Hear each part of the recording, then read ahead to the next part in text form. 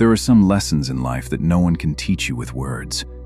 You only truly understand them after you have lost enough time, trusted the wrong people enough times, endured enough disappointment, and one day looked back only to realize that you spent far too long living inside illusions you should have abandoned years ago.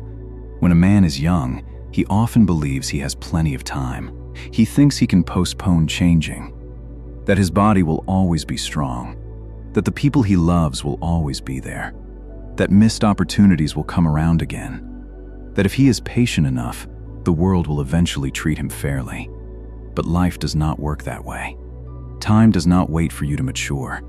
Opportunities do not care whether you are ready. People will not always treat you the way you treat them, and no one is coming to rescue you from a life you refuse to take responsibility for.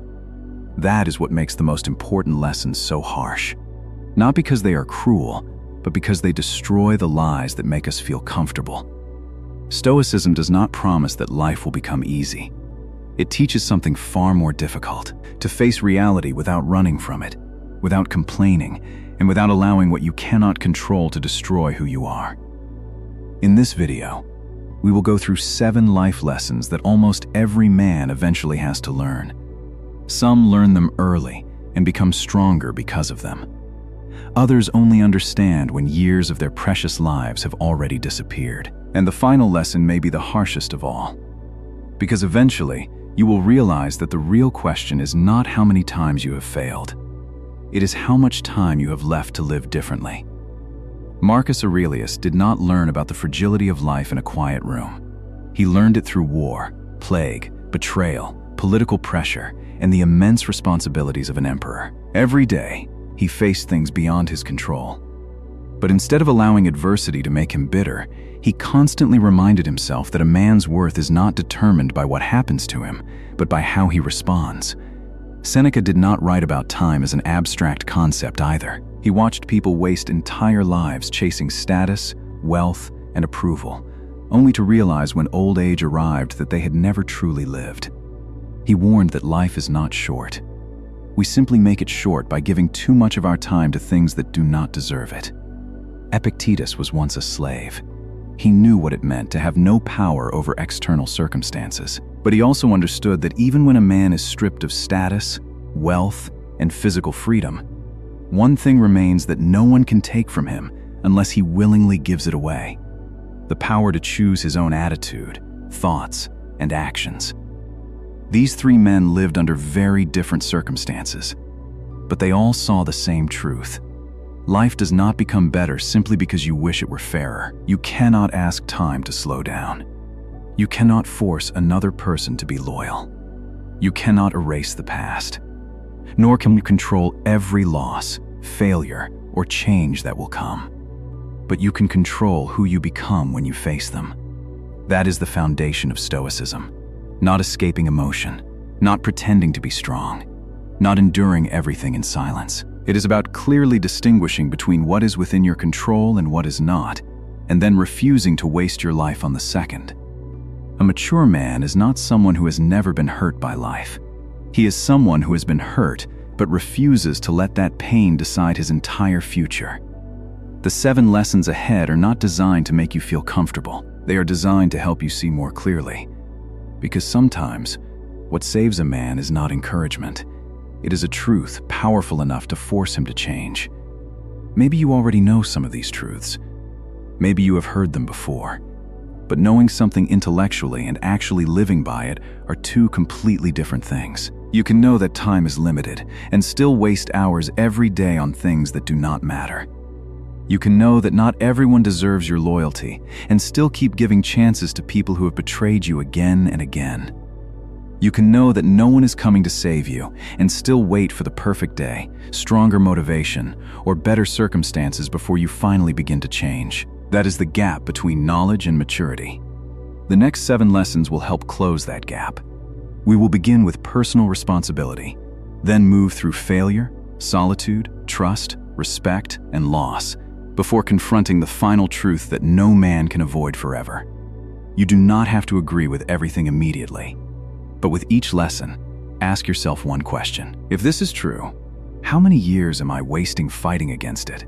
Because the purpose is not to make you afraid that it is already too late. The purpose is to make you realize that as long as you are still here, you still have the power to choose how you will live from this day forward.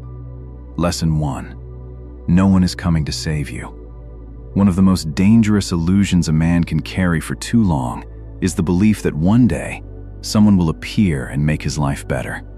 Maybe it is a boss who will finally recognize your value, a woman who will give you the motivation to change, a friend who will open the door to the perfect opportunity, an unexpected sum of money, or a morning when you wake up and suddenly feel confident enough, disciplined enough, and ready enough to finally start living the life you have always wanted. But most of the time, that day never comes, and neither does that person. No one wakes up every morning with the responsibility of building your life for you. No one cares about your unused potential as much as you do. The world does not reward the person you could become. It responds to what you actually do. This is the first truth a man must accept. You may receive help, but the ultimate responsibility is still yours. Imagine a 35-year-old man. He hates his job. His health is declining, and it has been years since he last felt proud of himself. Every night, he promises that next week will be different. When work becomes less demanding, when he has more money, when he feels better, when life becomes more stable. A year passes, then 3. No great disaster happens. No dramatic moment destroys his life.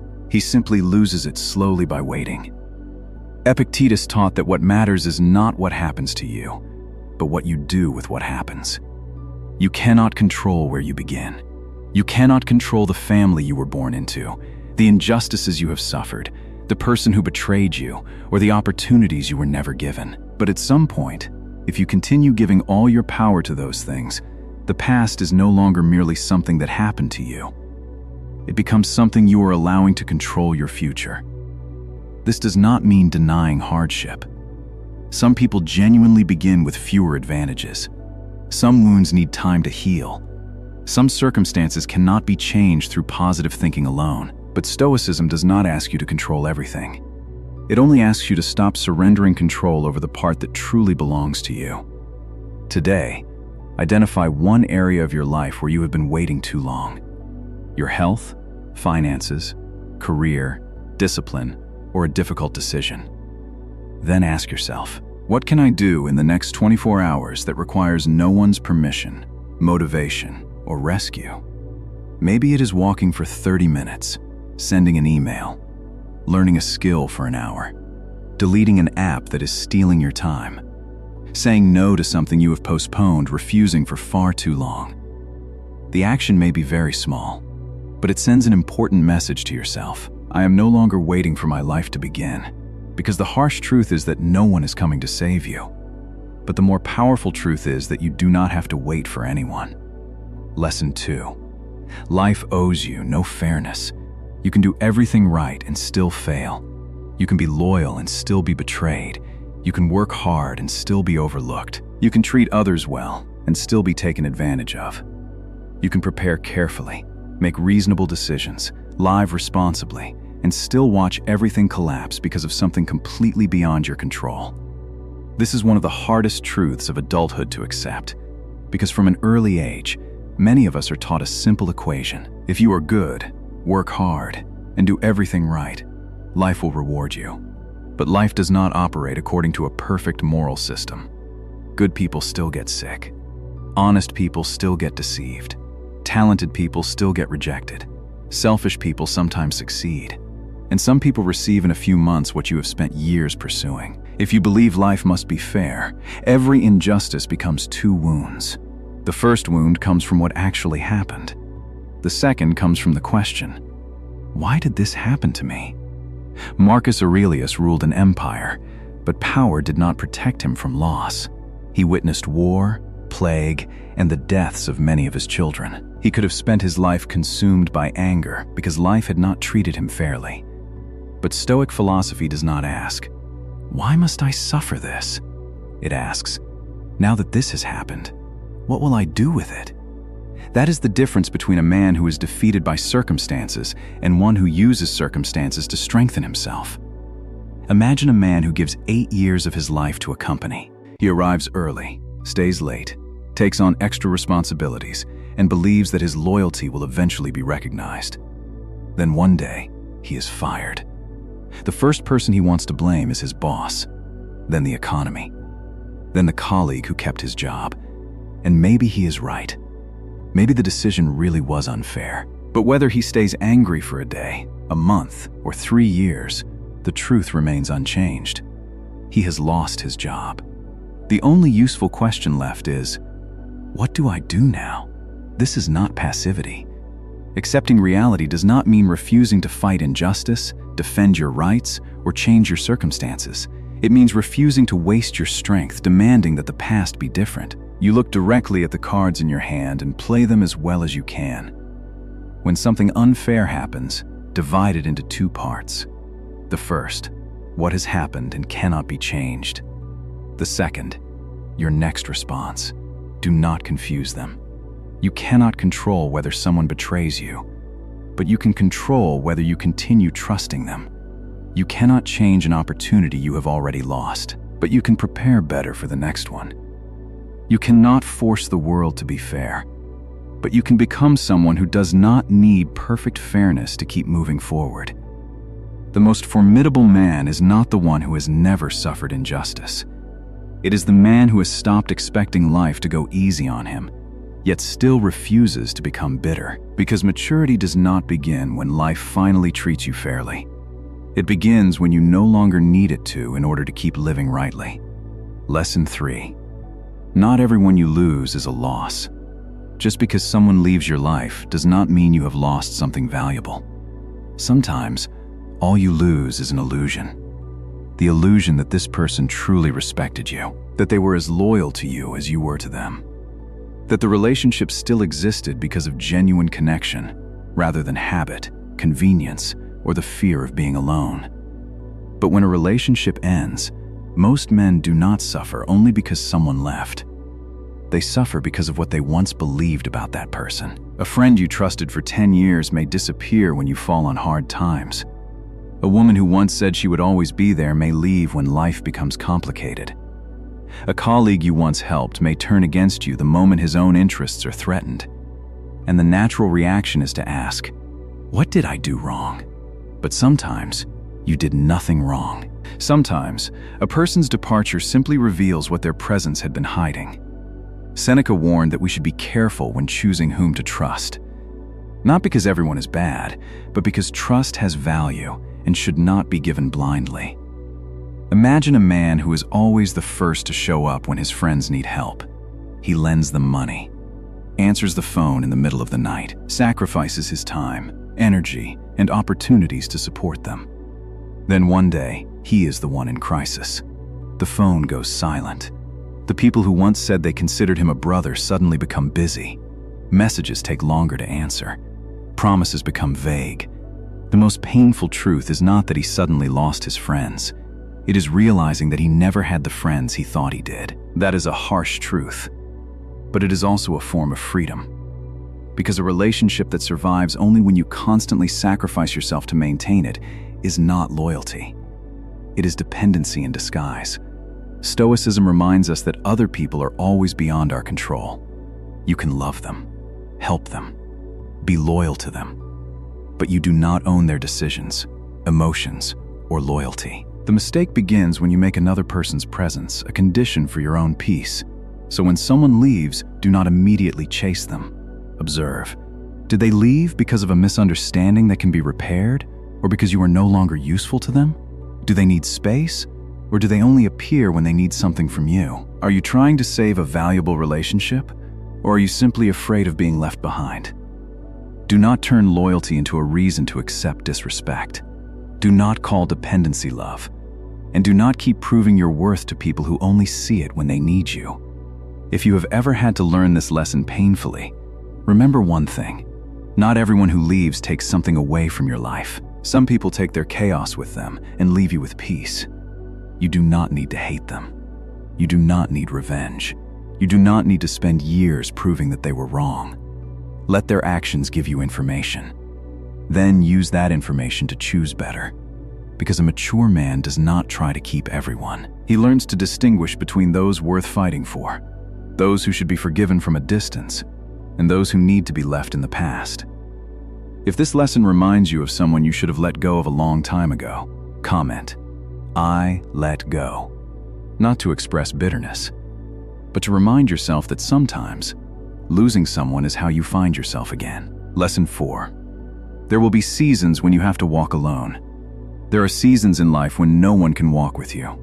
Not because you are unloved, not because everyone has abandoned you, but because some battles can only be fought in silence, within yourself. No one can build discipline for you. No one can wake up early for you, train for you, face your fears for you, or make the difficult decision you have been postponing for far too long. Others can encourage you. They can give you advice. They can stand beside you. But in the end, there are still some doors you must walk through alone. This is something many men try to escape. They fill every empty space with noise. Their phones, social media, meaningless conversations, the wrong relationships, anything that keeps them from sitting alone with the thoughts they are afraid to face. Because when all the noise disappears, an uncomfortable question often emerges. If there is no one left to impress, who am I really? Imagine a man who decides to change his life. He starts waking up early, stops drinking too much, cuts back on social media, trains consistently, saves money, turns down nights out that leave him exhausted the next morning. At first, he thinks people will respect the change, but not everyone does. Some mock him. Some say he has become boring. The people who once called every weekend gradually stop calling. He begins to wonder whether he is losing his life while trying to build a better one. This is where many people return to their old selves, not because the new path is wrong, but because loneliness makes them doubt it. Stoicism does not teach you to isolate yourself from the world. Marcus Aurelius repeatedly reminded himself that human beings are born to work together, but he also understood that a person cannot hand control of his life over to the applause of the crowd. If every decision you make requires approval, you are not truly free. You are simply living with other people's permission. There are seasons of growth that will make your circle smaller before your life becomes better. You will no longer fit into certain conversations. Old habits will lose their appeal. Some people who only knew the old version of you will not understand the person you are trying to become. Let them misunderstand you. You do not need to explain every change. You only need to make sure that you are not using growth as an excuse for arrogance, or using the fear of loneliness as an excuse to betray your values. When you enter a season of solitude, do 3 things.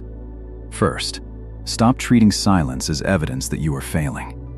Sometimes, it is simply the necessary space between who you were and who you are becoming. Second, build a routine strong enough to keep you moving even when motivation disappears. Train at a fixed time.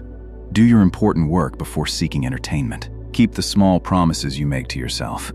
Third, do not isolate yourself forever. Learn how to be alone, but continue seeking people of value. People who do not merely enjoy your comfort, but respect your growth. Solitude can destroy a man if he uses it to drown in bitterness, but it can also build him if he uses it to hear his own thoughts clearly, examine his values, and learn to stand firm without needing a crowd to constantly reassure him that he is on the right path. There will be stretches of the road where no one applauds you. No one sees the mornings when you get up, even though you do not want to. No one knows the temptations you resisted. No one understands how hard you had to fight against the old version of yourself. Keep going, because sometimes walking alone is not a sign that you have lost your way. It is the price of refusing to return to the place you already decided to leave. Lesson 5. No one will respect you more than you respect yourself. Every time you accept disrespect without consequences, you are teaching other people how to treat you, not through words, through behavior. You can say that you have standards.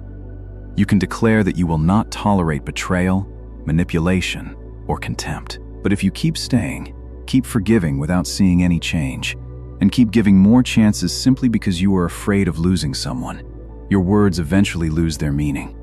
People observe what you tolerate, and sometimes disrespect does not begin with one major act.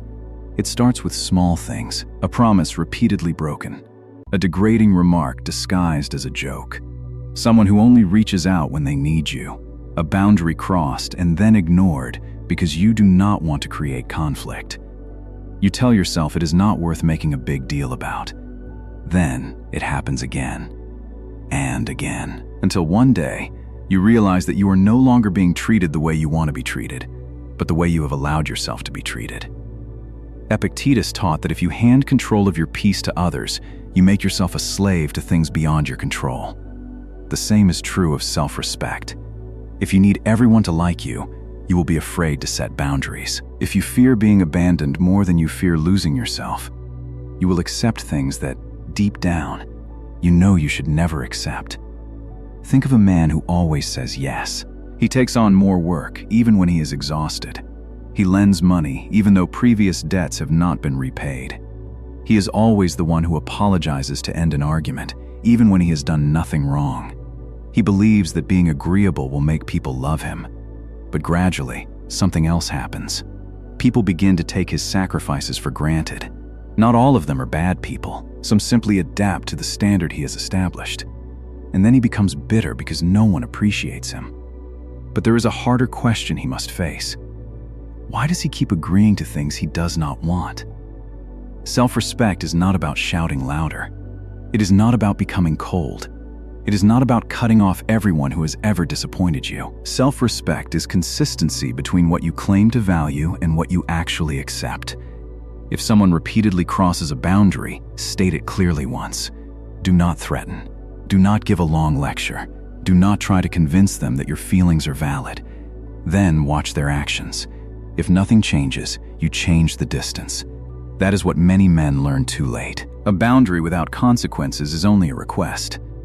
And self-respect is not proven through powerful words. It is proven through the difficult decisions you are willing to make when someone shows you that they do not respect your limits. But there is something else you must remember. Do not turn self-respect into an excuse for ego. Not every criticism is disrespect. Not every disagreement is an insult. A weak man may tolerate everything because he fears conflict. But an insecure man may also treat every objection as an attack against him. Strength lies in knowing the difference. Be humble enough to listen to the truth, but strong enough to leave when disrespect has become a pattern. You cannot control how everyone sees you, but you can decide who has access to your life, how many times a promise is allowed to be broken, and what happens when a boundary is deliberately crossed. Do not wait for other people to give you value. Live in a way that shows you already understand your own, because the world may not always treat you the way you deserve, but you do not have to help it by continually accepting less. Lesson 6. You will lose things you thought you could never live without. There is one truth no man can avoid forever. One day, you will lose something you currently believe you cannot live without. It may be someone you love, a relationship that once defined your future, a career you spent years building, the health you once took for granted, a home, a friendship, a dream, or a version of yourself you can never return to.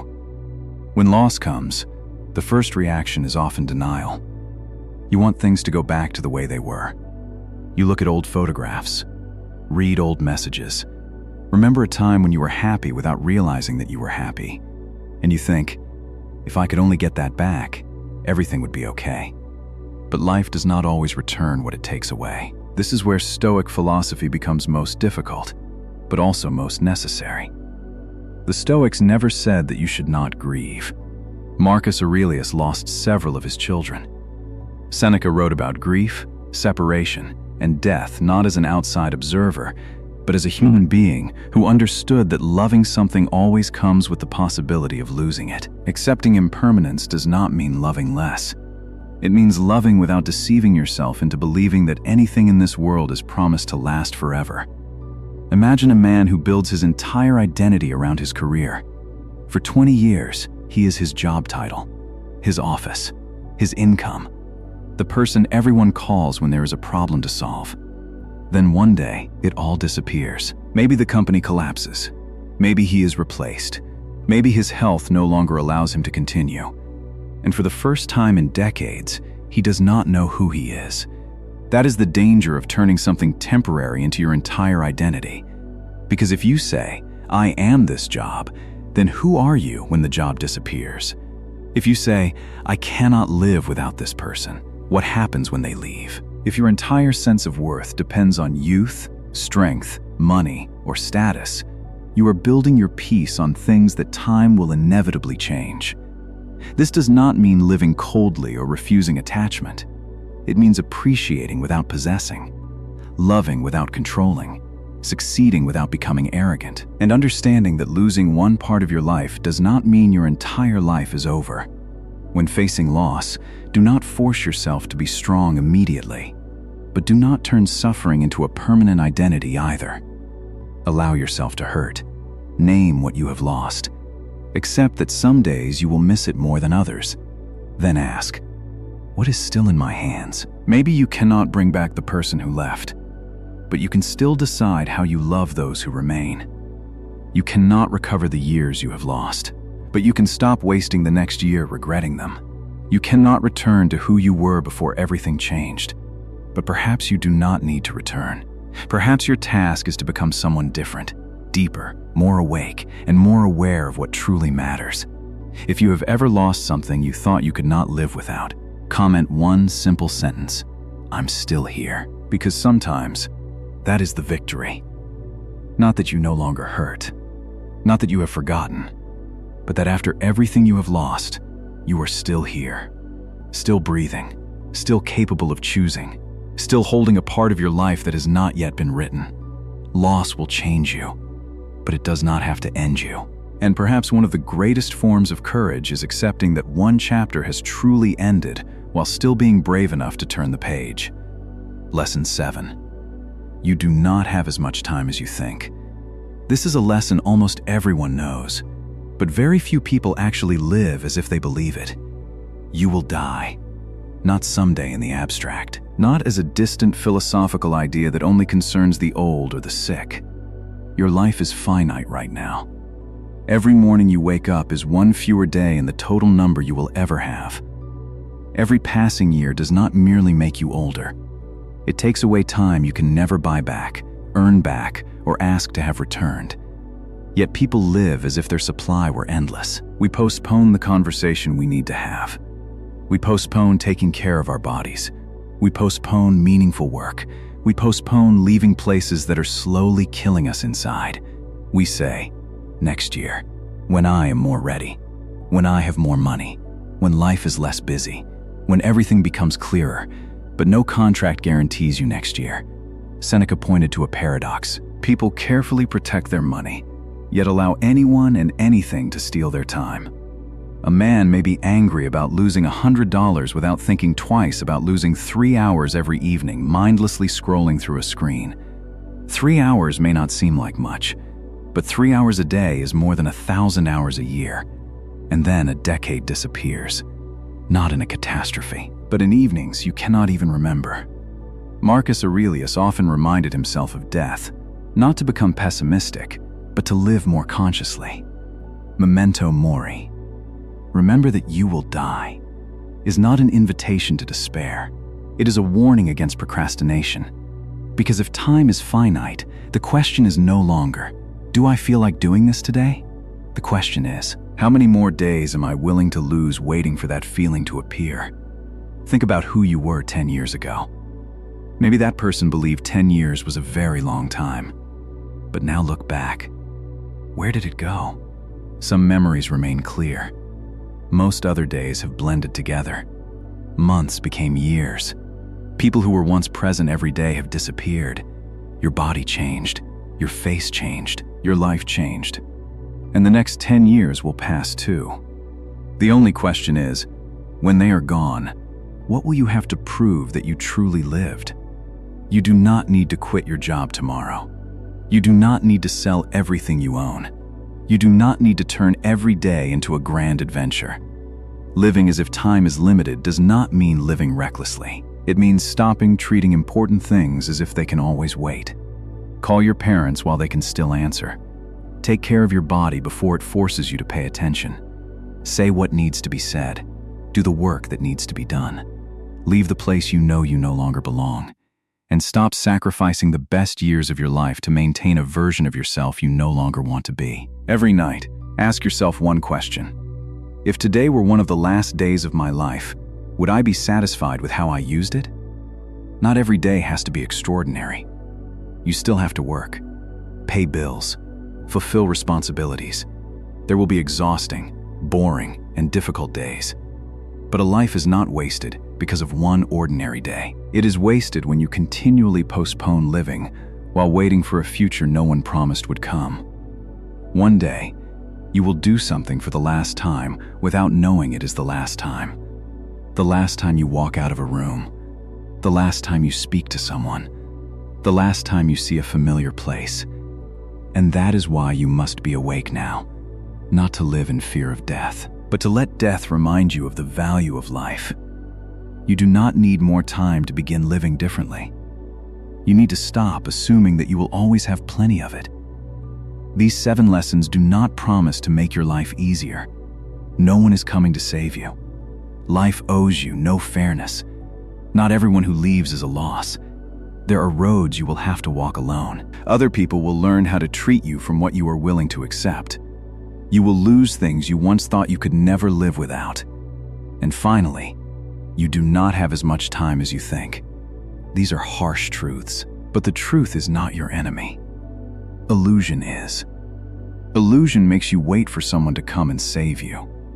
It makes you spend years resenting life for being unfair. It makes you hold on to people who no longer respect you, fear being alone, accept less than you know is right, and postpone living as if your future were guaranteed. Stoicism does not ask you to become a man without emotion. It asks you to become a man clear-minded enough to see reality as it is, courageous enough to take responsibility for what belongs to you, and wise enough to let go of what you cannot control. Maybe you have already lost years. Maybe you trusted the wrong people, missed opportunities, waited too long, or lived a life that deep down you knew was never truly yours. You cannot get that time back, but you can still decide what happens to the time you have left. That is the most important question. Not how many times you have failed, not how far behind others you have fallen, but what will you do with the part of your life that is still in your hands? If these lessons have helped you see life more clearly, subscribe and continue with us on this journey toward building a stronger, calmer, and freer mind through the wisdom of Stoicism.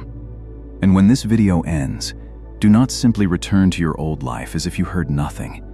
Choose one lesson, one decision, one action you have postponed for too long, and start today. Because one day, all of us will run out of time. But today, you are still here, and that means it is not too late.